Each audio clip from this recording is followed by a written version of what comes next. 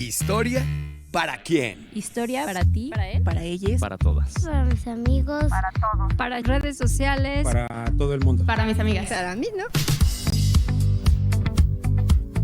¿Historia para quién? El sentido actual de la historia. ¿Quién escribe? ¿A quiénes les habla? ¿A ti? ¿A mí? ¿A todas y todos? Una coproducción entre el Instituto Nacional de Estudios Históricos de las Revoluciones de México y Radio Educación.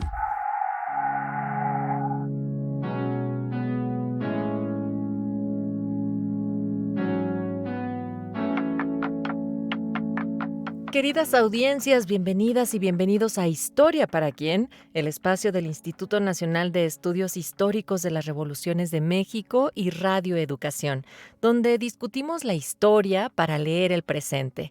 Soy Natalia Luna y, como cada semana, acompaño a Tamara Aranda, quien es historiadora e investigadora del INERM. El programa que están por escuchar es una retransmisión. Se emitió originalmente el 13 de octubre de 2025 con motivo del 12 de octubre y de los debates sobre sus distintos nombres oficiales y sociales. Hoy decidimos volver a ponerlo al aire porque el concepto que trabajamos, el colonialismo, ayuda a comprender discusiones que están ocurriendo ahora mismo en tiempo real en nuestra región. En particular porque en las últimas semanas el continente ha observado una incursión militar de Estados Unidos en Venezuela, reportada como una operación para capturar al presidente Nicolás Maduro el 3 de enero de 2026. Al mismo tiempo, se han reportado medidas asociadas al control y presión sobre el comercio petrolero venezolano, incluyendo acciones judiciales para incautar embarcaciones vinculadas a ese flujo. Sin entrar aquí en consignas, el hecho mismo abre preguntas de fondo: soberanía, uso de la fuerza, jurisdicción, derecho internacional y el lugar que ocupan los recursos estratégicos y las narrativas de seguridad en la toma de decisiones. No es menor que, ante estos acontecimientos, se hayan activado discusiones en espacios multilaterales y que instancias regionales hayan llamado a respetar el marco del derecho internacional y a evitar nuevas vulneraciones de derechos. Por eso, esta retransmisión, porque si el colonialismo se piensa solo como pasado, pierde su capacidad explicativa, pero si lo entendemos como estructura histórica y como herencias que se reproducen en relaciones de poder, entonces se vuelve una clave para analizar cómo se justifican intervenciones, cómo se administran desigualdades y cómo se organizan silencios y consensos. Para ello nos acompaña la historiadora Raquel Torúa Padilla, de la University of Texas.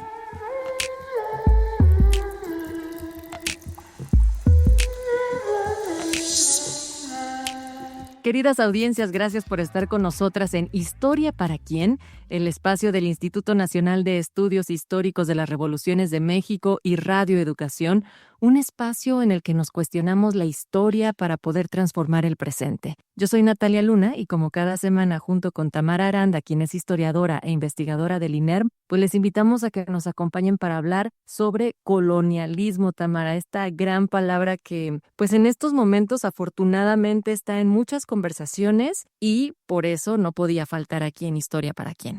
Y no podía faltar también la pregunta, ¿no? Básica, obligada: ¿qué es el colonialismo? ¿Cómo nos relacionamos con el colonialismo? ¿Está bien esas interpretaciones que vemos en redes sociales? ¿Qué tan históricas son? ¿Qué tan precisas? ¿Qué tanto vale la reinterpretación también y la apropiación de estos términos para distintos colectivos, organizaciones? Entonces, en virtud, ¿no?, de toda esta conversación que existe actualmente en redes sociales, en medios de comunicación más tradicionales, en la vida cotidiana, pues bueno, queremos platicar con un especialista, con alguien que apreciamos, admiramos muchísimo desde este espacio, con mi querida Raquel Torúa Padilla, quien no solamente ha hecho estudios muy interesantes en torno a poblaciones indígenas, que de ahí viene una conversación muy importante en torno al colonialismo, sino que además ha planteado ya algunas preguntas importantes a la academia, ¿no?, a la historia de cómo es que estamos haciendo investigación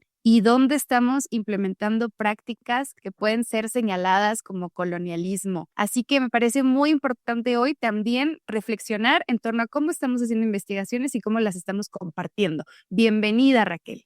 Hola, muchas gracias por la invitación. Estoy muy feliz y emocionada de estar aquí, de estar colaborando tanto con el INERM últimamente. Y también estoy bien emocionada por estar en un programa de radio. Hacía muchísimo tiempo que no participaba en uno y estoy bien emocionada. Siento que le quiero mandar saludos a todo el mundo, pero me voy a controlar. Todos los saludos, Raquel, a quien te esté sintonizando ahorita. ¿Y qué más nos tienes que decir sobre ti, más allá de tu perfil y el trabajo académico?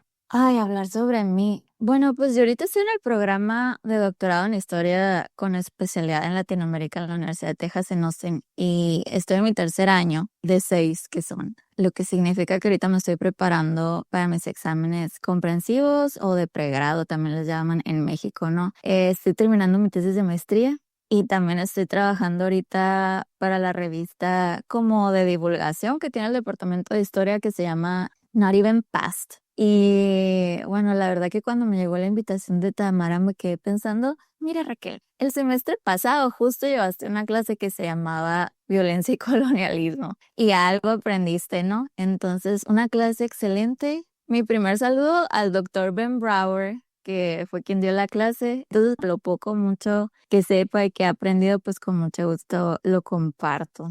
O sea, yo creo que está siendo muy modesta, pero diría dos cosas. Si tu trabajo precisamente se ha enfatizado en la historia de los pueblos indígenas en el noroeste de México y en el suroeste de Estados Unidos, con especial énfasis en el pueblo yaqui, pues hay mucho de colonialismo ahí que has ido aprendiendo y que has ido trabajando. Y por otra parte, me di a la tarea de consultar en esta revista que dices de Not Even Past y bueno, de ahí también se van a desprender otras preguntas que tienen que ver con esta frase, si el pasado realmente es historia, cómo nos marca. Y bueno, queremos solamente aprovechar en este momento, además de agradecer a nuestras audiencias que nos escuchan completamente en directo al mediodía todos los lunes en el 96.5 de FM, recordarles que también estamos a través de las distintas redes de Radio Educación y del INERM y este espacio lo pueden repetir y escucharnos en otro momento vía Spotify. Nos encuentran como Historia para Quién y si nos quieren enviar un mensajito lo pueden hacer vía WhatsApp al 55 12 33 29 15. Entonces hay que abrir, Raquel, Tamara, si les parece, la conversación con cuando hablamos de colonialismo, ¿a qué nos estamos refiriendo exactamente? ¿Es un régimen político, un sistema económico, una matriz cultural? Todo lo anterior así explicado como yo digo para mí, o sea, como para domis.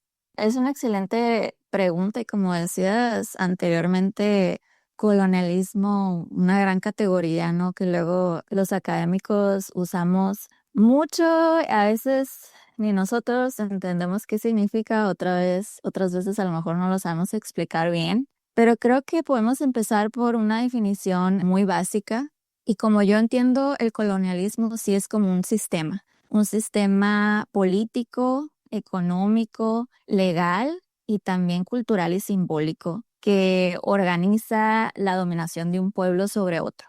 Incluye, sí, lo que todos imaginamos, yo creo, por colonialismo, que es el despojo, la apropiación, la explotación de tierras, de recursos, de personas, pero también viene con la imposición de leyes, de ideas, creación de instituciones, incluso la construcción de narrativas que legitiman esa dominación, ¿no? Creo que es útil pensar el colonialismo tanto en su dimensión un poco más visible, como ejércitos, leyes, apropiación de tierras, pero también en los aspectos un poco más invisibles, ¿no? Categorías raciales, jerarquías, por ejemplo, de conocimiento, prácticas administrativas que normalizan la desigualdad. Y además, para complicar un poco más lo que significa colonialismo, pues hay varios tipos, ¿no? Creo que los más importantes que más conozco son, uno, el colonialismo de explotación, en el que se busca sobre todo extraer recursos naturales, riqueza, explotar mano de obra, como lo que pasó en el caso de América Latina, por ejemplo, ¿no? Pero luego también está el colonialismo de asentamiento que le llaman, en el que la potencia colonizadora, digamos, busca reemplazar a la población original con colonos propios, ¿no? Desplazándolos o eliminándolos, ¿no? Como lo que pasó en Estados Unidos, como lo que está pasando ahorita con Palestina, ¿no? Eso es a grandes rasgos lo que es el colonialismo, no entendido como este sistema. Me parece también muy importante que nos sitúas con ejemplos, ¿no? Y creo que el tema de Palestina es muy importante, ¿no? Pensar en estos fenómenos de la actualidad que, pues bueno, pareciera como si el colonialismo fue hace 500 años, ¿no? O sea, es un término que deriva de Cristóbal Colón y de este proceso de la llamada conquista, ¿no? De América, y es algo que sigue permeando en el presente y creo que por eso es algo que seguimos conversando, ¿no? Pero, a ver, antes de irme al término, cuéntanos tú, Raquel, ¿cómo es que surge este término específicamente y cómo se usa específicamente por las y los historiadores? Cuéntanos tú. Bueno, creo que cuando nos preguntamos de dónde viene el término colonialismo, la respuesta no es tan sencilla como dar una fecha o dar un autor, ¿no? Algo que se me hace súper interesante y que aprendí recientemente en un curso que tomé justo sobre Latinoamérica colonial. Segundo, saludo a mis profes Cristina Soriano y Santiago Muñoz, ¿no? Porque aprendí muchísimo con ellos y una de las cosas que aprendí es que cuando hablamos de la época colonial o de la colonia en América, en realidad estamos usando un término que no corresponde al lenguaje de la época. España y Portugal, por ejemplo, nunca definieron sus posesiones americanas como colonias en el sentido en el que hoy lo entendemos, ¿no? Eran reinos de ultramar, eran provincias, virreinatos, capitanías generales o audiencias que formaban parte integral de la monarquía que sí tenía su sede en el Viejo Mundo, ¿no? Por ejemplo, la Nueva España era un virreinato, no era jurídicamente una colonia, sino un reino dentro de la monarquía hispánica con sus propias leyes y fueros, ¿no? Por eso algunos historiadores piensan que hablar de colonia en ese contexto puede ser un anacronismo, ¿no? Un anacronismo, o sea, que proyectamos categorías posteriores a un pasado donde no aplican, donde no se usaban. Pero bueno, eso únicamente sería si viéramos la categoría como una categoría histórica meramente, ¿no?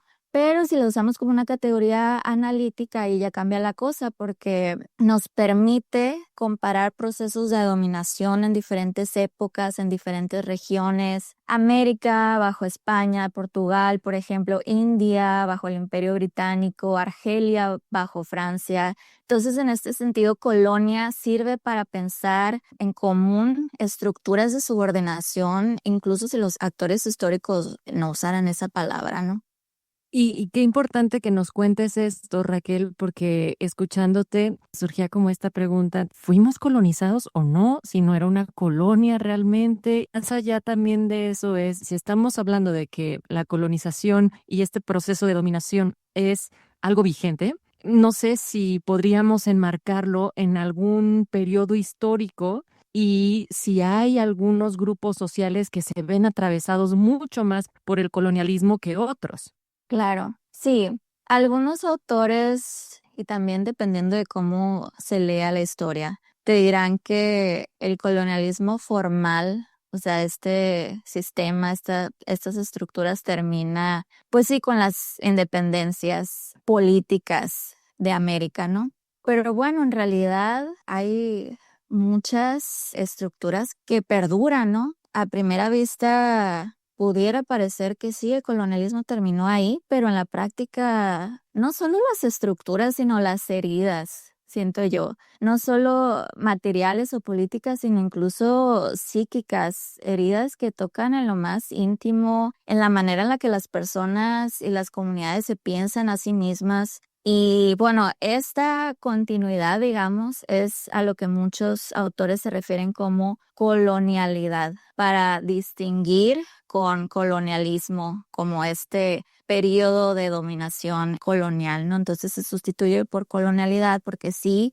se identifican las continuidades, pero es otro periodo, ¿no? Y sí, el colonialismo formal como sistema concluye de cierta manera, pero las formas de pensar, de jerarquizar, de organizar el mundo perduran, ¿no? Y bueno, también preguntabas qué grupos se vieron atravesados por este fenómeno. Y creo que el colonialismo atraviesa a toda la sociedad, pero sus efectos ahí sí van a ser profundamente desiguales, ¿no? No todos vivieron la experiencia colonial de la misma manera. Algunos grupos, como ya sabemos, fueron despojados, violentados, mientras otros obtuvieron grandes beneficios, ¿no? Creo que entre los más afectados, los primeros que se nos vienen a la mente, pues son los pueblos originarios o los grupos indígenas, ¿no? Fueron de los primeros en sufrir el impacto. El colonialismo para ellos implicó la pérdida de territorio, la destrucción o subordinación de sus propias instituciones políticas y religiosas. Además, tuvieron que sufrir procesos de evangelización, la mayoría de las veces forzadas. Se produjeron ahí reordenamientos demográficos mediante epidemias, sí, pero también con guerras, traslados de población forzada. Muchos pueblos fueron desplazados de sus lugares de origen para dar paso a minas, haciendas o distintos proyectos de colonización, ¿no? También podemos pensar en las poblaciones africanas esclavizadas y sus descendientes, que luego a veces pensamos que en México no hubo poblaciones africanas esclavizadas, pero claro que las hubo. Y creo que pensando ya en la región de América Latina, no podemos entender la colonización sin tomar en cuenta la trata transatlántica de esclavos, ¿no? También podemos ver los efectos con una perspectiva de género, ¿no? Cómo el colonialismo afecta a las mujeres y los cuerpos racializados. Muchas mujeres indígenas y africanas fueron víctimas de violencia sexual sistemática, utilizadas como instrumentos de conquista y de dominación. Justo hace poco terminé de leer un libro recomendado que se llama Malinche's Choices. En español ha de ser Las decisiones de la Malinche, yo creo, de Camila Townsend, que retrata muy bien este proceso, ¿no? Hubo grandes cambios, se impusieron nuevos roles de género patriarcales que redujeron la autonomía que algunas sociedades indígenas otorgaban a las mujeres en Mesoamérica, el control de la reproducción y la sexualidad. Y eso por la parte de los grupos afectados, pero como dije anteriormente, pues hubo quienes se beneficiaron, ¿no? Las élites coloniales, funcionarios, comerciantes, terratenientes criollos o peninsulares que se turbo beneficiaron del sistema, administrando recursos, cobrando tributo, lucrando con el comercio. Y bueno, también sin quitarle agencia, y creo que también es importante reconocer que también hubo intermediarios indígenas o incluso afrodescendientes que en ciertos contextos también se integraron al sistema colonial y obtuvieron de cierta manera poder local, aunque la mayoría de las veces de forma subordinada, ¿no? Pero lograron adaptarse y jugar con el sistema a su favor también. Justo ahorita estoy leyendo un libro que se llama Memories of Conquest o Memorias de la Conquista de Laura Matthews. Y justo habla de los indios conquistadores que vienen de México, Tenochtitlán, que llegan junto con los españoles a conquistar lo que es Centroamérica, ¿no? A los mayas de lo que hoy conocemos como Guatemala, ¿no? Y creo que ya pensando en el periodo colonial tardío, pues los futuros estados nacionales, cuando se consolidan las independencias, los nuevos estados heredaron estructuras coloniales, ejércitos, burocracia, sistemas fiscales, formas de control social, y muchas veces estas instituciones siguieron reproduciendo desigualdad y exclusiones, ¿no? Las élites postcoloniales se convirtieron en herederas del colonialismo, ¿no? Perpetuando viejas jerarquías bajo banderas nuevas, ¿no? Pero, al final de cuentas, viejas jerarquías. Qué buena radiografía nos has dado. Y bueno, me haces pensar en algunas cosas, ¿no? Para empezar, si alguien tiene interés en conocer algunos de estos autores, pues tenemos a Aníbal Quijano, ¿no? Quien nos ha propuesto el término colonialidad del saber. Y también tenemos a otras mujeres, precisamente. No es casualidad que en América Latina también haya muchas teóricas muy importantes que hablan de colonialidad y problematizan esto, ¿no? Pienso en Silvia Rivera Cusicanqui, en Aura Gómez, en México, pues bueno, Yasnaya Aguilar, pues nos ha dejado, ¿no? Una serie de planteamientos en torno a la lengua y cómo es que también hay una herida colonial en el lenguaje, ¿no? Y incluso en la identidad indígena, y eso es muy interesante, ¿no? Yo recuerdo haber leído en su artículo de Tsunami, de estos volúmenes de Tsunami, que ella planteaba, ¿no? Con su abuela, que ella no se identificaba como indígena, ella decía, bueno, es que yo no soy indígena, yo soy mije. Bueno, este tipo de términos también, y que vienen precisamente desde un pensamiento político, de una institución como es la academia, ¿no? Que ha otorgado categorías a formas de vivir, a expresarnos, a entender el mundo que, bueno, están fuera de estos cánones occidentales. Entonces me parece muy interesante y muy importante que lo sitúes así. Y también pensaba en estas poblaciones afros, que igualmente, ¿no? O sea, en México el discurso sobre el racismo es, no existe racismo en México porque no hubo esta categoría de razas, cuando, pues, a ver, el siglo XX y el nacionalismo posrevolucionario planteaba estas nociones como la raza cósmica, ¿no?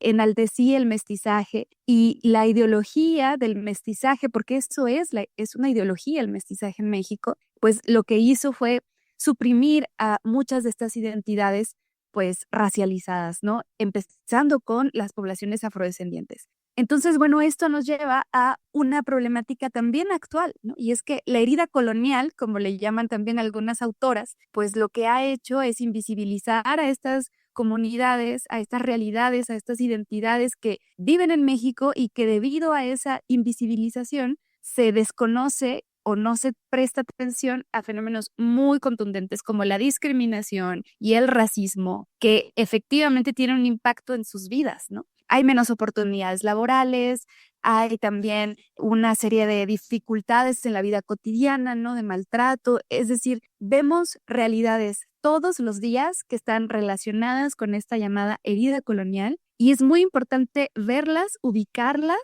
reconocerlas, porque eso nos va a permitir eventualmente transformar, ¿no? Las realidades. Entonces, muchas gracias por esta radiografía histórica, creo que nos pone muy bien en contexto de lo que estamos platicando.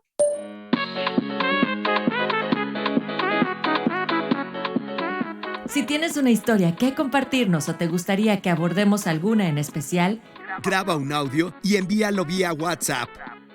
lo recibimos en el 5512 332915. Queremos escucharte.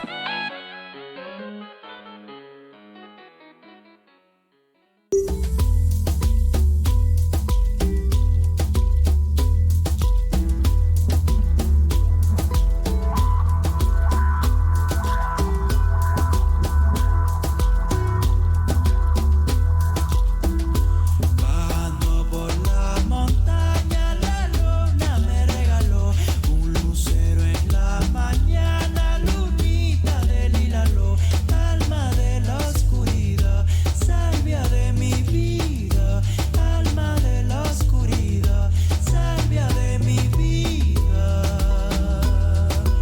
Ay, ay, ay, ay,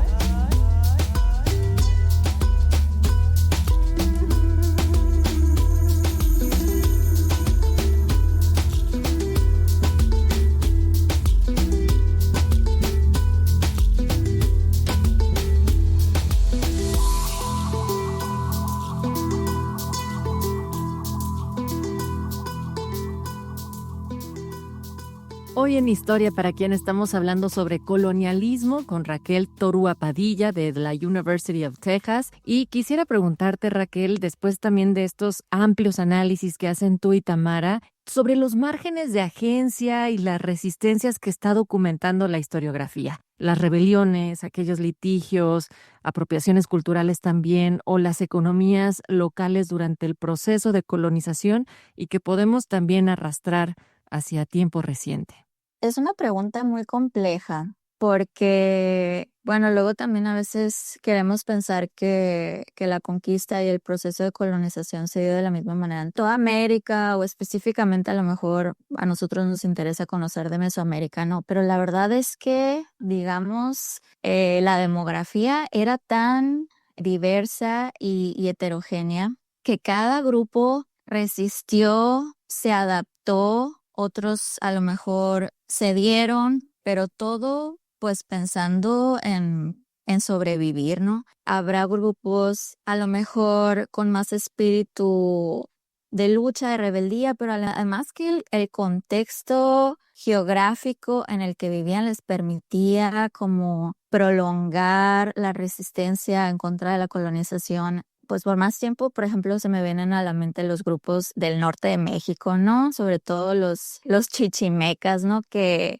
bueno, cuando tú ves las crónicas coloniales te das cuenta de que verdaderamente los grupos del noroeste fueron un dolor de cabeza, no solo para los conquistadores, sino para los misioneros, ¿no? Que pues esa era una de las tareas que la corona española tenía como prioridad, ¿no? Sin embargo, pues también sabemos, creo que todos conocemos muy bien la historia de cómo termina conquistándose la gran México Tenochtitlán, ¿no? Hubo varios grupos alrededor que terminan siendo aliados de los españoles, buscando por una parte sobrevivir, porque si bien numerosamente, pues los españoles no tenían esa ventaja, pero sí la ventaja tecnológica.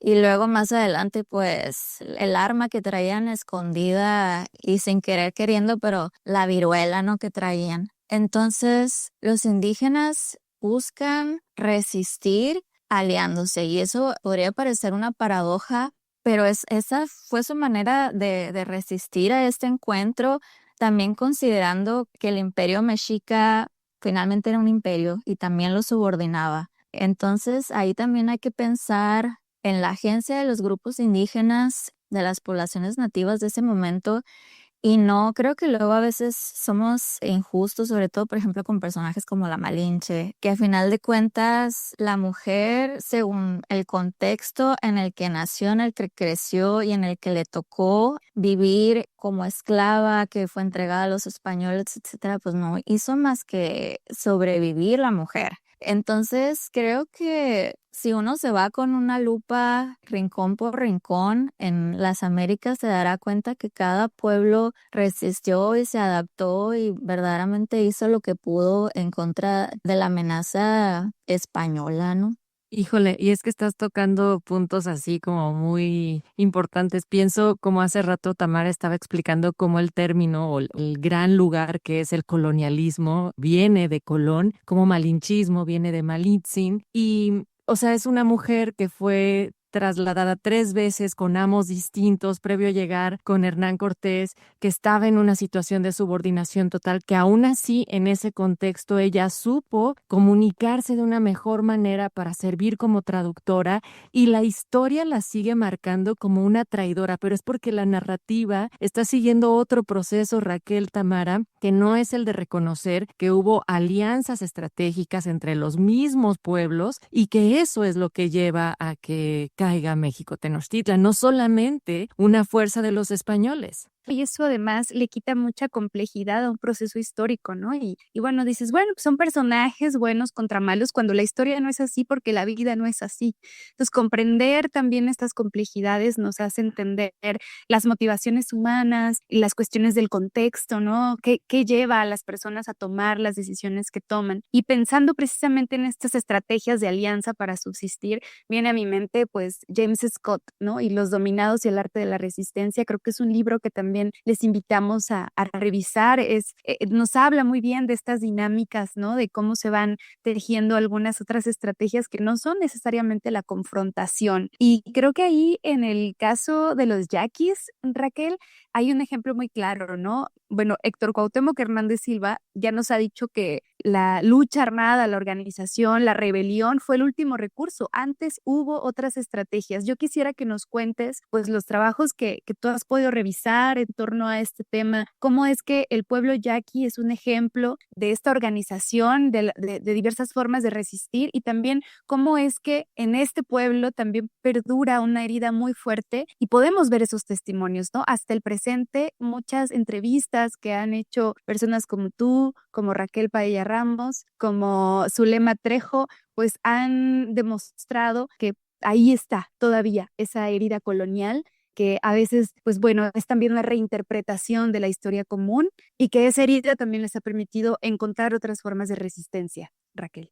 Ay, pues la historia de los yaquis, ya sabes que es fascinante. Y sobre todo esa de los primeros contactos con los europeos es muy interesante y a la vez un poco oscura, digamos, porque las fuentes que sobreviven pues son las de los mismos misioneros, las de los mismos conquistadores que de alguna manera pues ya los historiadores con ojo crítico las leen pues sabiendo que estaban enalteciendo las mismas acciones de los misioneros y los conquistadores para a lo mejor recibir más recursos por parte de la colonia española, etcétera, ¿no? Entonces siempre hay que leerlas como con cautela. Pero bueno, a grandes rasgos, como decía antes, conquistar de alguna manera las poblaciones de lo que hoy es el norte de México fue tarea muy difícil porque, bueno, el contexto geográfico era diferente, las poblaciones eran mucho menos numerosas que en el centro, por ejemplo, de lo que hoy es México. Además eran seminómadas, no estaban establecidos en ciudades que fuera fácil nomás llegar y despojar o atacar, entonces era como difícil seguirles la huella, etcétera. Entonces llegan los conquistadores y los misioneros a lo que hoy es el estado de Sonora y empiezan primero acercándose a los mayos, ¿no? Que es un grupo lingüísticamente y culturalmente emparentado con los yaquis, un poco más al sur del estado de Sonora, y lo que es el estado de Sinaloa. Y es a partir de ahí que ellos van a tener sus primeros contactos con los yaquis. Los yaquis también, como sabemos, y esto porque se ve en las crónicas desde la época colonial hasta todavía el siglo XX, ¿no? Que eran excelentes guerrilleros, tenían un conocimiento increíble de su territorio y sabían hacer uso de él, tenían muy buenas estrategias de batalla, etcétera, ¿no?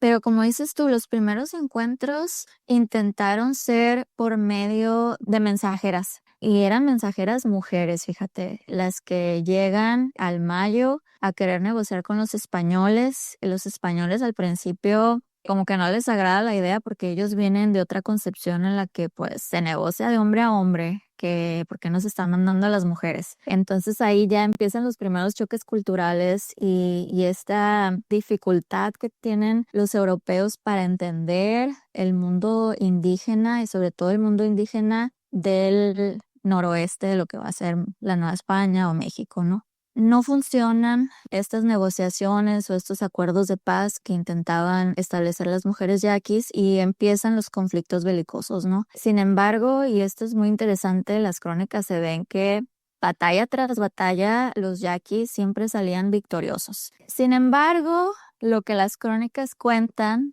es que en algún momento los yaquis, ya sea porque sabían que iba a ser difícil prolongar la resistencia o por alguna otra razón que desconozco, deciden pactar con los españoles y les dicen, les vamos a permitir entrar a nuestro territorio, pero únicamente a los misioneros. Vamos a aceptar la religión. Y esto es increíble que haya pasado porque, como les digo, en momentos anteriores, pues era evidente que los yaquis tenían una ventaja pues muy por encima de los españoles. Incluso hay un relato de uno de los primeros encuentros ya físicos entre yaquis y españoles. Obviamente ni los yaquis entienden el español en ese momento, ni los españoles van a entender el yaqui, pero el líder de ese momento traza con su arco una línea en la tierra, se agacha y la besa. Y con este gesto les quería indicar a los españoles, este es mi territorio y lo vamos a proteger a como dé lugar, este es nuestro nido sagrado. Entonces es increíble que momentos después permitan sin mayor resistencia que entren los españoles al territorio, ¿no? Y ahí se da ya un proceso de evangelización que luego los grupos indígenas del noroeste a veces sienten orgullo en decir que su proceso de evangelización no fue violento a diferencia de las poblaciones de centro, sur, de lo que hoy es México, ¿no? Pero bueno, igual yo creo que hay que tener cuidado ahí porque de que hubo otros tipos de violencia, las hubo, incluso también violencia física, ¿no? No creo que los misioneros todo el tiempo hayan sido los más benévolos, ¿no? Pero violencia simbólica, por ejemplo, incluso en la época colonial, en el siglo XVIII va a haber una rebelión yaqui con los misioneros, pero es interesante que en todo el periodo colonial solo se habla de una rebelión. En realidad las rebeliones yaquis importantes van a ser las del siglo XIX una vez consumada la independencia de México. Y nos estás dibujando también cómo en lo largo y ancho del país podemos ubicar estos procesos, Raquel, y vamos a regresarlos o vamos a trazarlos hacia el presente en unos momentos más, pero antes para nosotros era muy interesante escuchar qué es lo que piensa la gente en las calles cuando escuchan la palabra colonialismo y cómo se puede ver reflejado o expresado en su presente a través de las conversaciones que tuvo nuestro compañero Juan Ramírez.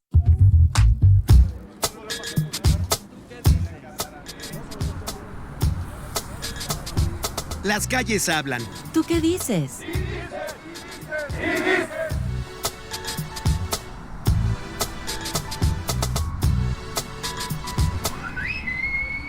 Colonialismo. La palabra colonialismo, pues eso de la conquista, de cuando vinieron los españoles aquí, empezaron a hacer todas sus colonias y pues nos desterraron feamente. Una conquista, pérdida de cultura o un cambio. De esclavitud.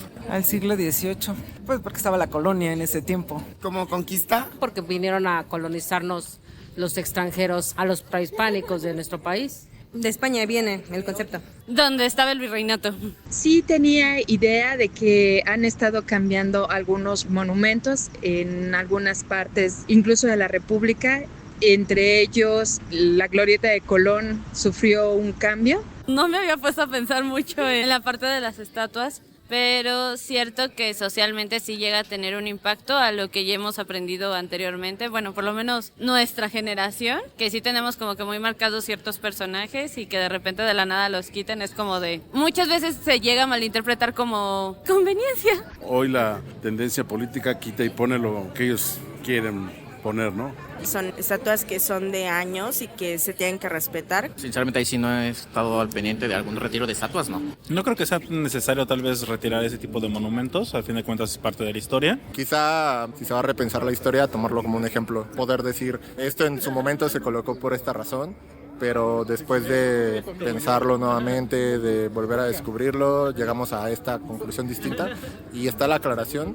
No sé, siento que va con la tendencia que estamos teniendo, que se va modificando la historia.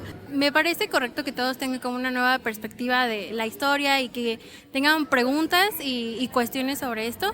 Pues no sé si otra forma de colonialismo también puede ser parte del capitalismo que viene y que es todo el tema de marcas o no recuerdo cómo se llama el término, pero pues la influencia americana que tenemos aquí en México. Por ejemplo, barrios chinos, todo lo que ya tiene que ver con la cultura de K-pop, que se está arraigando demasiado. Igual y ya no es justamente una cuestión como de que tenga que ver con los viejos tiempos, ¿no? Como la masacre, ya no hay sangre, ya no hay todo esto, pero pues sí, ya es civilizado el asunto, pero pues a final de cuentas sigue ocurriendo. Ya no tenemos tal vez como esa esclavitud o cómo nos llegaron a conquistar. Toda la influencia externa que entran, ya sea empresas, pues han derivado a que empiece a cambiar como nuestro pensamiento, tal vez hasta cierto punto también nuestra cultura, y pues digo, de una u otra manera pues estamos siendo nuevamente colonizados. Creo que ese es muy claro, muy obvio, que pues ya hay mucha variedad o diversidad cultural aquí. Lo que guardo en mi recuerdo, lo que siento de verdad, mi piel se desmorona al mirar el mundo, el mundo.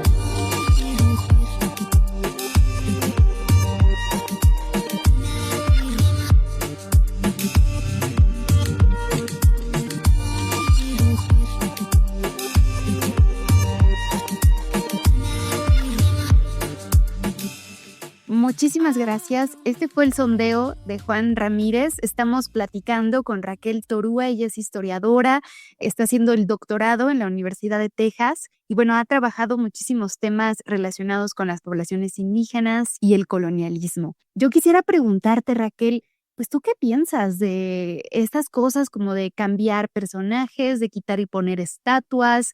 En Estados Unidos es algo que también se ha visto de manera muy reciente, que se está problematizando muchísimo. Y yo escuchaba en los sondeos esto de, bueno, es que es una tendencia política, depende del bando, ahora la gente reinterpreta. ¿Cómo lo vemos? La historia, pues también es un poco así, ¿no? Es también una forma de reinterpretar el pasado, estamos constantemente revisando fuentes, repensando los acontecimientos. Entonces, ¿cómo ves tú estas nuevas formas de mirar al pasado y a esos personajes que en su momento significaron una cosa y hoy nos representan otra? Sí, es todo un tema en México y en Estados Unidos muy polémico, ¿no? Yo, en lo personal, creo que cuando hablamos de quitar monumentos, no se trata solo de quitar o poner una estatua, no se trata de qué historias una sociedad decide honrar en el espacio público, ¿no? Los valores y las ideas van cambiando.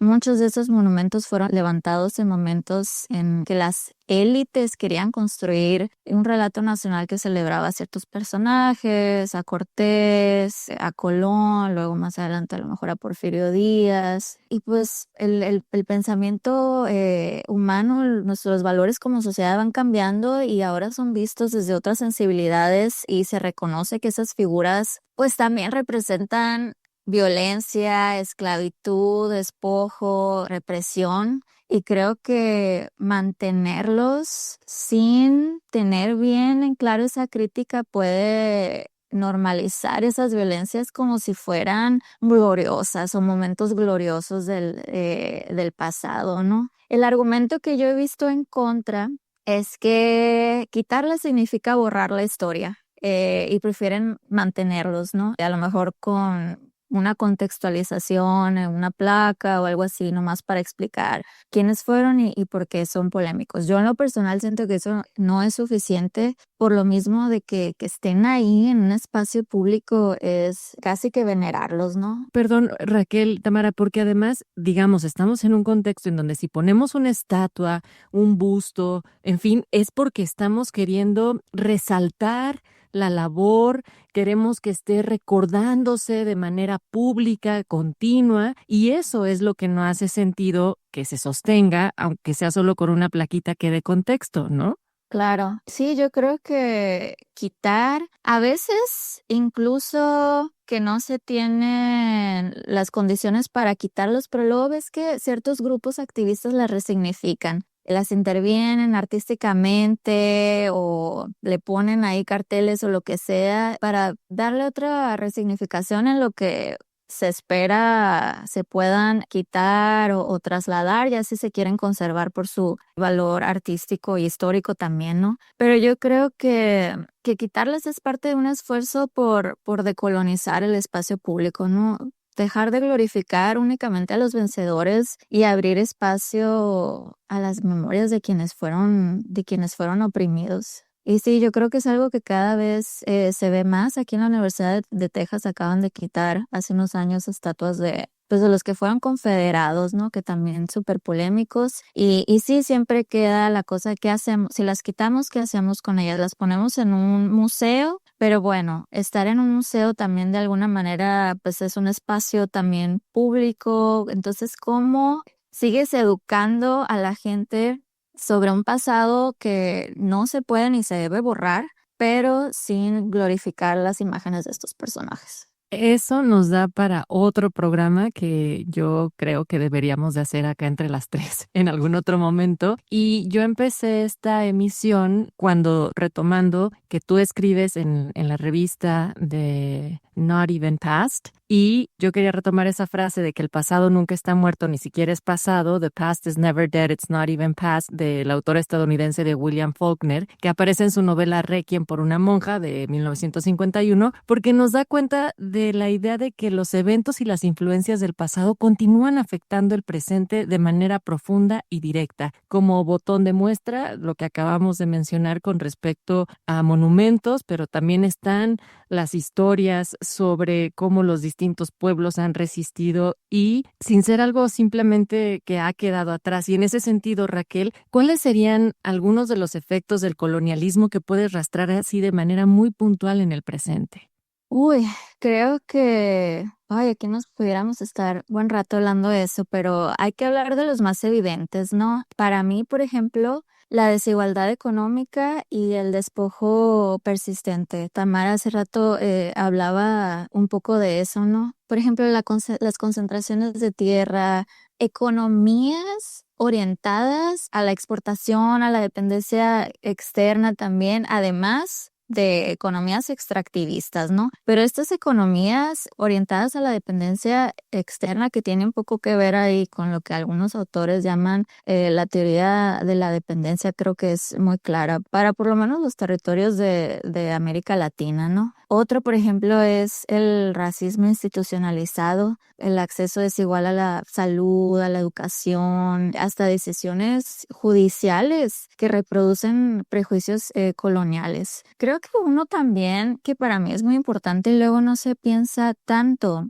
es en cuestiones de trauma y memoria, ¿no? Generaciones que cargan con memorias de violencia y exclusión. Pienso mucho, por ejemplo, voy a pronunciar mal su nombre porque es francés, pero Frantz Fanon, un psiquiatra y autor, pues argelino, ¿no? Porque él nació en Martinica, una isla ocupada por los franceses, una colonia francesa, que escribió un libro increíble titulado Los Condenados de la Tierra, ¿no? Escrito más o menos en los 1960s. Y él nos habla y ejemplifica perfectamente en su libro que el colonialismo produce heridas psíquicas en la mente severas. Fanon, por ejemplo, él vivió la guerra de Argelia y él decía que el mundo se divide en dos con el colonialismo, ¿no? Los colonizadores y los colonizados. Y esa división no se queda solo en las leyes o en la economía. Marca la mente, marca las emociones, genera miedo, rabia, sentimientos de inferioridad, pero también respuestas de resistencia que se transmiten de generaciones en generaciones. Y creo que en este libro de Fanon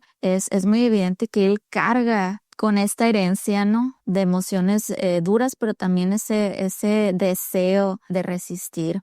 Otra autora que se me viene a la mente, Karima Lasali, ella también es psicoanalista argelina y ella nos habla del trauma colonial, ¿no? Y explica también que el colonialismo, pues además de despojar y quitar y imponer, rompió con cosas muy profundas. La relación con los ancestros, con los nombres, con los rituales, hasta con nuestros muertos, ¿no? Y al borrar esos vínculos, pues vacíos que las comunidades heredan, ¿no? Y por eso muchas veces, aunque el colonialismo pues formalmente haya terminado, pues las sociedades cargan con heridas invisibles que afectan la confianza en las instituciones, la manera de relacionarse entre sí con los otros, incluso en cómo entienden su propia historia.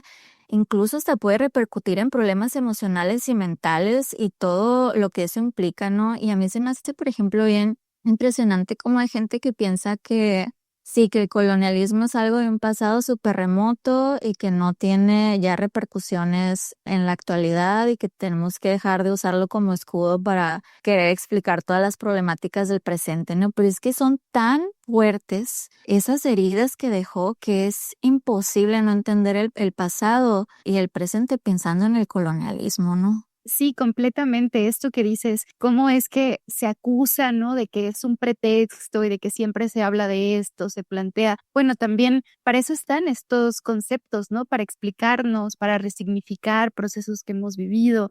Y pues repito esto de las autoras y los autores, ¿no? Latinoamericanos y también africanos, asiáticos, que han producido muchísima teoría al respecto. Y bueno, yo creo que uno de los más recientes también, pues es Achille Mbembe, ¿no? Que nos ha hablado de necropolítica y cómo es que ha sido retomado a su vez este concepto por autoras como Sayak Valencia, que también pues problematizan esta situación de la violencia en nuestro país y en general en la región. Pienso también en prácticas de perfilamiento racial, por ejemplo, en la detención de personas migrantes, que bueno, si no hay racismo en México, ¿cómo me explican a mí que las personas pues haitianas, por ejemplo, son mucho más revisadas que otras poblaciones en tránsito por el país, ¿no? Y si lo quieren como en ejemplos más cotidianos entre nosotros es cuando ustedes mandan un currículum, normalmente se llega a pedir fotografía. Eso es perfilamiento racial. Sí. Y se ha estudiado también ya muchísimo sobre cómo operan estos sistemas raciales también aquí en México y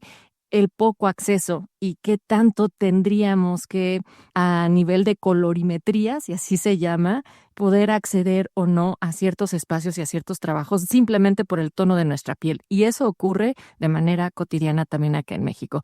Entonces, bueno, aquí Natalia te quiere proponer una dinámica. No te queremos dejar ir, Raquel, antes de que nos contestes unas preguntas relámpago que vamos a hacer como lo primero que se te venga a la mente para poder despedir este espacio. Una práctica cotidiana que todas, todos, todes podemos cuestionar mañana mismo sobre colonialismo.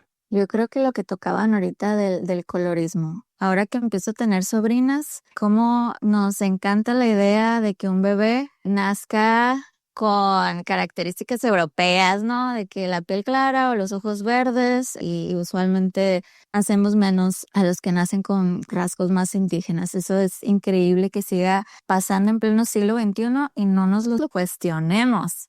Un archivo o repositorio que amplíe voces subalternas. Yo creo que ahí son las historias orales, estos archivos que para mí son archivos vivos y es una manera de rescatar las voces indígenas, voces subalternas, porque también desde la academia tenemos nuestros legados de colonialismo y privilegiamos los documentos oficiales y los archivos históricos y no los cuestionamos tanto. En cambio las voces o las fuentes indígenas, es un desmenuzarlas porque seguramente no son verdad, no siempre privilegiamos el conocimiento europeo. Un libro, artículo y un autor o autora latinoamericano para empezar. Bueno, no es un autor mexicano, pero es una mujer y siempre me gusta recomendar autoras mujeres, ¿no? Pero el libro que les recomendé ahorita, el de las decisiones de Malinche, creo que es un libro brillante y que te ayuda a comprender su contexto y por qué llega a tomar las decisiones que tomó. De Walter Miñolo, La Edad de América Latina. Ahora, una pregunta incómoda que la historia debería hacerse a sí misma más a menudo.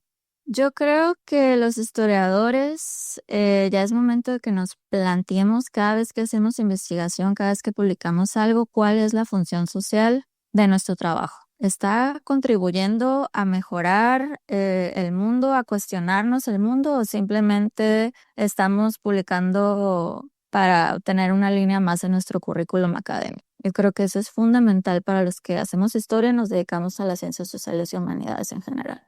Querida Raquel Torúa, muchísimas gracias por ayudarnos en este espacio de historia para quien a ponerle palabras sencillas a temas complejos en el colonialismo, este sistema completo, que cómo muchas de sus ideas siguen vivas a través de la colonialidad y entenderlo no es para pelearnos con ese pasado, sino para revisar el presente, cómo hablamos, qué enseñamos, a quién escuchamos y por eso queremos seguir escuchando tu voz acá en este espacio que es tuyo también, así es que nos encontramos muy pronto.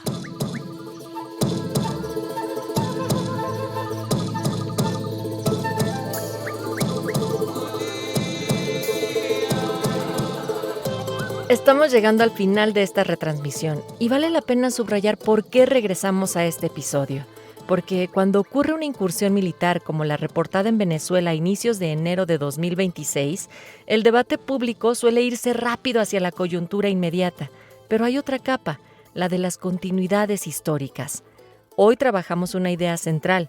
El colonialismo no solo fue un periodo, sino un arreglo de poder que articuló economía, política, cultura y conocimiento, y que muchas de sus lógicas persisten como colonialidad en la jerarquización de territorios, en quién define la legalidad, en qué vidas se consideran daños colaterales, en cómo se construye la legitimidad de una acción ante la opinión pública. Por eso, más que quedarnos en etiquetas, este programa propone preguntas verificables. ¿Qué marco legal se invoca? ¿Qué instituciones lo cuestionan? ¿Qué intereses materiales están en juego? ¿Qué costos humanos se reconocen o se omiten? ¿Qué papel ocupan los organismos multilaterales? En estos días, por ejemplo, se han registrado posicionamientos y alertas desde el Sistema Interamericano de Derechos Humanos sobre la situación y el respeto al derecho internacional. Y también un recordatorio. Comprender estas dinámicas no implica suspender el juicio moral indefinidamente, pero sí exige análisis, porque si algo deja claro el colonialismo y sus herencias, es que el poder no solo se ejerce con fuerza, también se ejerce con discursos, con marcos legales, con control de recursos y con quién tiene la capacidad de narrar lo que pasó.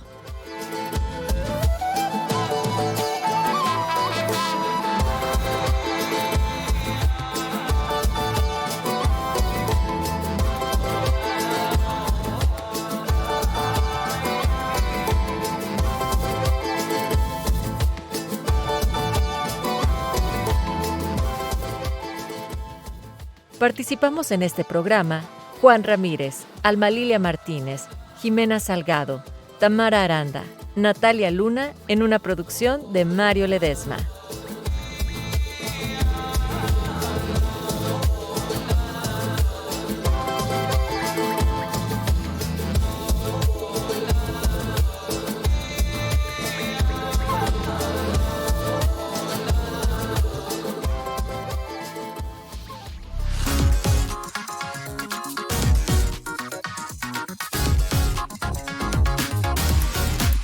Radio Educación y el Instituto Nacional de Estudios Históricos de las Revoluciones de México presentaron ¿Historia para quién?